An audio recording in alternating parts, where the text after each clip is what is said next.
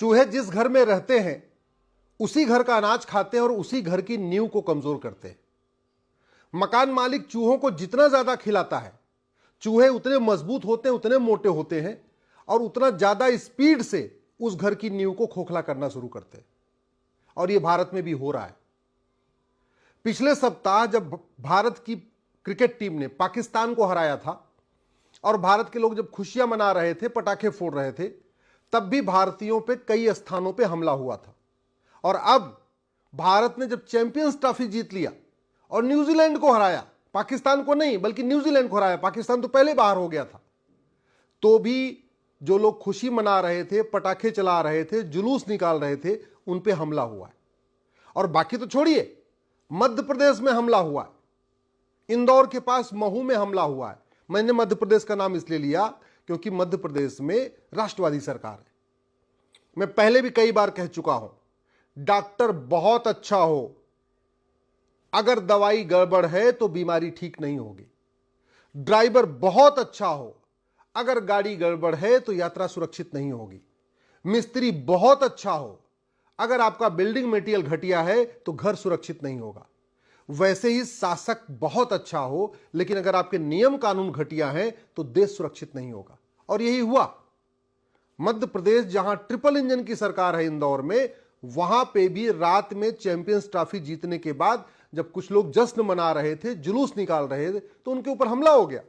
Petrol bomb से हमला, पत्थरों से हमला। ऐसे लगता पेट्रोल बम और पत्थर पहले इकट्ठा करके रखा हुआ था कि हाँ आज भारत जीतेगा तो जश्न होगा, जुलूस निकलेगा, फिर हम हमला करेंगे।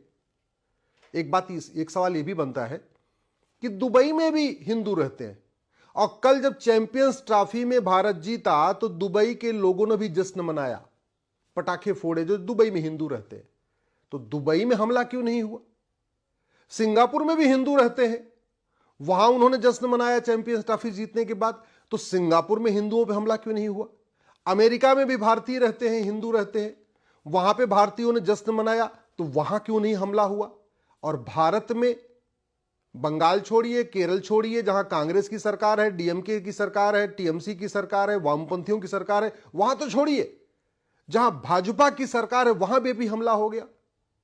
क्योंकि डॉक्टर लाख अच्छा हो, दवाई घटिया हो तो बीमारी ठीक नहीं होती। शासक लाख अच्छा हो, नियम कानून घटिया है तो अराजकता कम नहीं होती। मैं पिछले कई बार कह चुका हूं, मुगलों ने 500 साल के शासन में 1000 मदरसे खोले थे, और भारत में स्वतंत्रता के बाद 75 साल में 3 लाख मदरसे खुले हैं। मदरसे नफरत की फैक्ट्री है। मदरसों में भारत के प्रति नफरत सिखाया जाता है। भारत का त्योहार मनाना हराम, भारत की वेशभूषा हराम, भारत की संस्कृति हराम, भारत की विचारधारा हराम, सब कुछ, भारत का जीतना भी हराम। और ये क्यों? क्योंकि मदरसों की संख्या जो पहले मुगल काल में 1000 थी, अब वो संख्या 3 लाख से ज्यादा हो चुकी है। जब तक ये मदरसे नहीं बंद होंगे, नफरती सोच नहीं बंद होगी। जब शिक्षा में संस्कार होगा, कानून का खौफ होगा, तब जाके देश की एकता अखंडता मजबूत होगी। इसके पहले फ्रांस में हो चुका है। फ्रांस ने फुटबॉल मैच में मोरक्को को हराया, तो मोरक्को के जिन घुसपैठियों को उन्होंने शरण दिया था फ्रांस ने, वो उन्होंने पूरे फ्रांस में आगजनी कर दिया। इसके पहले भारत में हो चुका है। भारत ने बांग्लादेश को हराया, फिर भारत के लोग जश्न मनाने निकले तो भारत में उन पर पत्थरबाजी हो गई। भारत के लोग पाकिस्तान को हराते हैं, जश्न मनाते हैं, फिर भी पत्थरबाजी होती है। और अब तो आश्चर्य की बात है कि न्यूजीलैंड को हराया तो भी पत्थरबाजी। यह सोच बड़ी खतरनाक है। एक बात याद रखिएगा, पहले एक जयचंद था, अब हर जिले में 2-4 जयचंद हैं जो सांसद बनने के लिए, प्रधान बनने के लिए, पार्षद बनने के लिए, विधायक बनने के लिए जयचंद बन जाते हैं।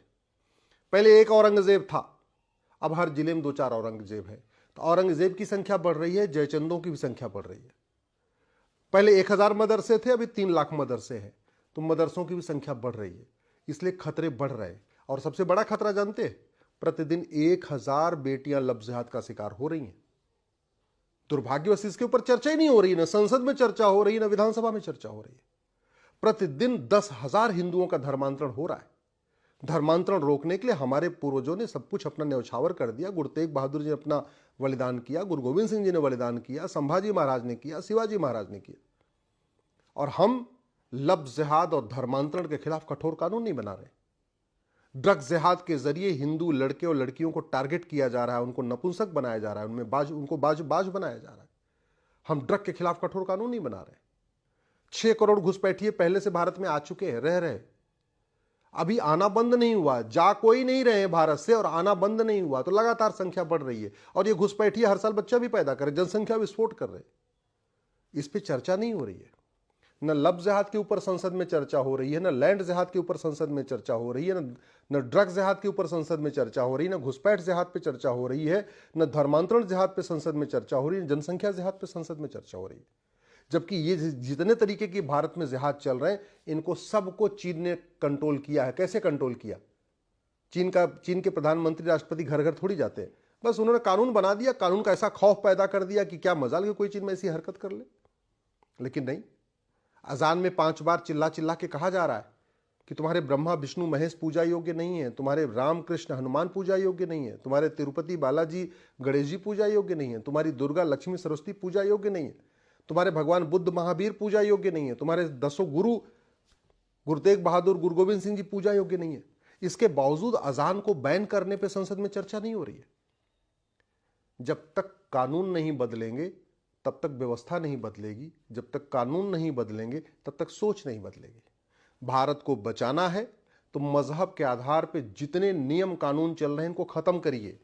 भारत को बचाना है तो मजहब के आधार पर जो आयोग बना हुआ है, मजहब के आधार पर जो बोर्ड बना है, मजहब के आधार पर जो ट्रिब्यूनल बना है, मजहब के आधार पर जो मंत्रालय बना है, मजहब के आधार पर जो योजनाएं चल रही हैं, मजहब के आधार पर जो लोन दिया जा रहा है, मजहब के आधार पर जो वजीफा दिया जा रहा है, इसको बंद करिए।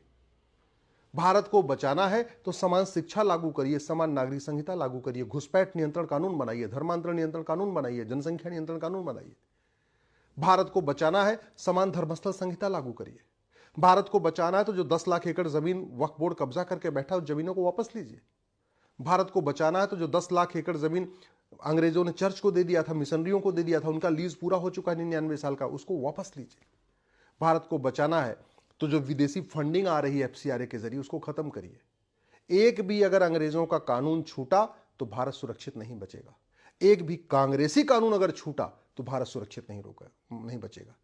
जो काम मुगलों ने तलवार के दम पे किया था वो सारे काम अंग्रेजों ने कानून बना बना के किया था।